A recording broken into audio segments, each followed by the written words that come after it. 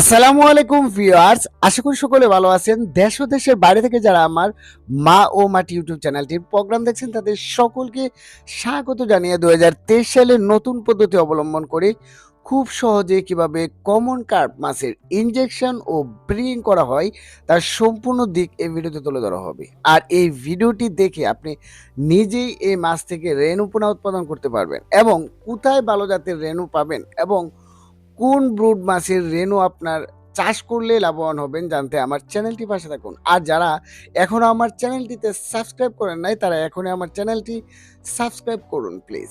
আর এই পুরো ভিডিও জুড়ে সঙ্গে আছে Mahmudul Hasan. Press the bell icon on the YouTube app and never miss another update. বর্তমানে কার্প জাতীয় মাছের মধ্যে মিনার কার্প মাছটি অন্যতম। স্বাদে যেমন অতুলনীয় তেমনি কম খরচে হাতে বানানো খাবার খাইয়ে 6 মাসে 1 থেকে 2 কেজি বানিয়ে নিজের চাহিদা মিটিয়ে বাজারে বেশ ভালো দামে বিক্রি করা সম্ভব। এদেরকে হাতে বানানো খাবার যেমন খৈল, কুড়া, ভুসি, ভুট্টা, শুটকি মাছের গুরু এদের প্রধান খাবার। এছাড়া এই মাছটি ফিট খাবার খেতেও অভ্যস্ত। মিনার কাপ মাছকে কৃত্রিম প্রজনন করতে চাইলে ভালো জাতের বড় ব্রুড মাছ বাছাই করতে হবে।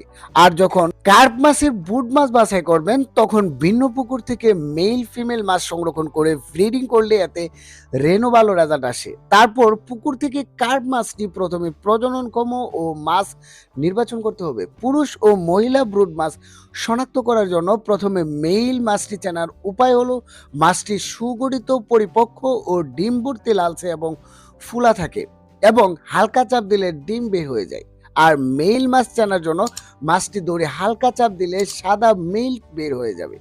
স্ত্রী মাছ 1 থেকে 1.5 কেজি ওজন হলেই চলে। আর পুরুষ মাছ 1 থেকে 1.3 গ্রাম হলেই বেশ ভালো একটা ডিম দেয়। ব্রুড মাছ বাছাই করার পর ট্যাঙ্কে শাওয়ার বা ঝর্ণা দিতে হবে 12 ঘন্টা। তারপর সন্ধ্যা 7টায় ইনজেকশন পুশ করতে হবে।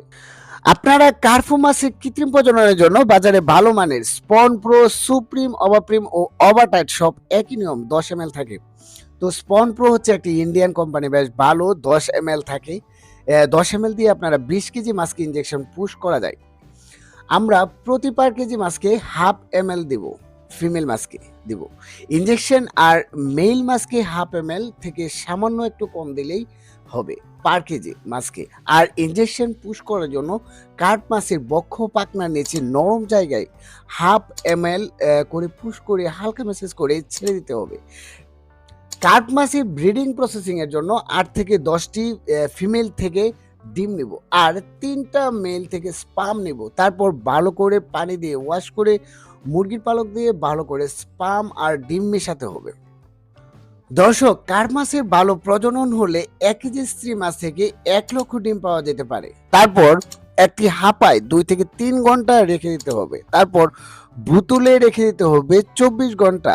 নিচ থেকে পানি এয়ারেশন হবে আর তারপর ডিম থেকে বাচ্চা ফুটবে। তখনই বোতল থেকে বাচ্চাগুলো নিয়ে এসে একটি ট্যাঙ্কে রেখে হালকা শাওয়ার দিতে হবে 12 ঘন্টা।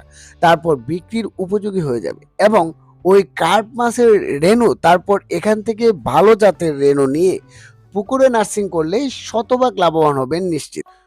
সুপ্রিয় দর্শক শ্রোতা, আমাদের এই পুরা ভিডিওতে যে অরিজিনাল ভালো বড় ব্রুড মাছ থেকে যে ভালো জাতের শতভাগ কার্প মাছের রেণু দেখছেন, এগুলো 1 কেজিতে ইনশাল্লাহ সঠিকভাবে আপনারা পুকুর যদি নার্সিং করেন তাহলে এই কার্প মাছের রেণু থেকে 1 লক্ষ মাছের পোনা উৎপাদন করা সম্ভব। এই ভালো জাতের রেণু অথবা দানি পোনা নিতে সরাসরি ভিডিও শিরোনাম অথবা ডেসক্রিপশনে দেওয়া নাম্বারে যোগাযোগ করুন। আর দর্শক, কার্প মাছের রেণু ও দানি পোনা চাষ পদ্ধতি সম্পর্কে ফুল ভিডিও পেতে এখনই আমার চ্যানেলটি সাবস্ক্রাইব করে লাইক দিয়ে শেয়ার করে সবাইকে দেখার সুযোগ দিন। আরও এমন গুরুত্বপূর্ণ ভিডিও সবার আগে পেতে আমার মাছ চাষের শিক্ষামূলক ইউটিউব চ্যানেলটির পাশে থাকবেন। আরও কোনো তথ্য জানতে চাইলে কমেন্ট বক্সে কমেন্ট করে জানাতে পারেন। সকলের সুস্বাস্থ্য কামনা জানিয়ে বিদায় নিচ্ছি। আল্লাহ হাফেজ।